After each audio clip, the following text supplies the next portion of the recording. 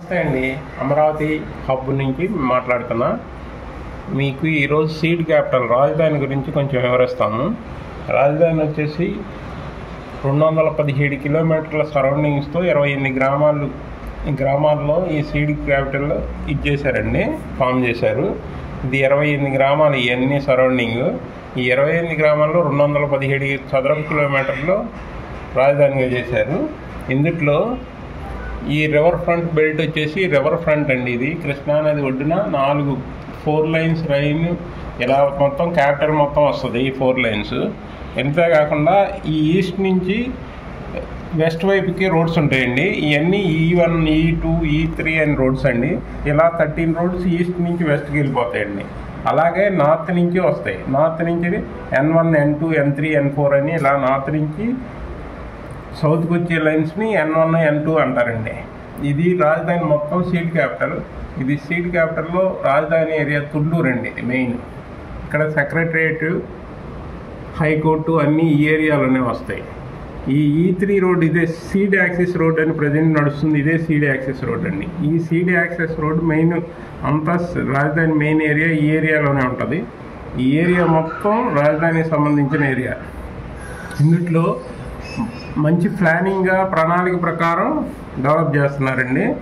ఇందులో villages, educational hubs, industrial area, agriculture area ఇలా అన్నీ డివైడ్ చేశారు. అందులో ఎవ్రీ 500 క్యూబ్స్కి ఒక చిన్న స్మాల్ విలేజ్ చేస్తారండి. 500 × 500 దాంట్లో 50% మామూలుగా ప్లే గ్రౌండ్స్ అన్నీ ఉండేటట్టు యూటిలిటీ ప్లేసెస్ ఉంటాయండి. అంతేకాకుండా మళ్ళీ కమర్షియల్ C1, C2, C3 అంటే commercial area. P1, P2, P3 అంటేనేమో పబ్లిక్ ఏరియా అండి. అంతేకాకుండా S1, S2, S3 అనేది ఇండస్ట్రియల్ ఏరియా. ఇంకా U1, U2 అనేది యూటిలిటీస్కి సంబంధించిందండి. ఈ కోర్ క్యాపిటల్లో మొత్తం చిన్న చిన్న విలేజెస్గా ఉండేవి కూడా చాలా ఉన్నాయండి. 500 × 500 మీటర్స్ అప్ టు 4550 హౌసెస్ వచ్చేటట్టు ఒక చిన్న విలేజ్లుగా కన్స్ట్రక్ట్ చేస్తారు.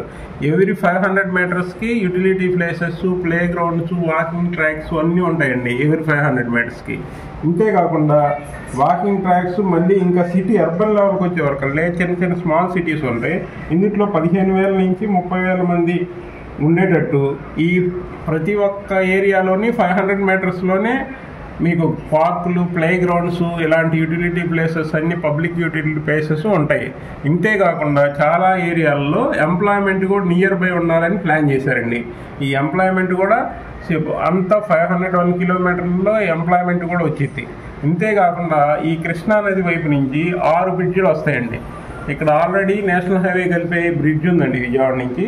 దాని తర్వాత మళ్ళీ ఇన్నర్ రింగ్ రోడ్ బ్రిడ్జ్ వస్తుంది.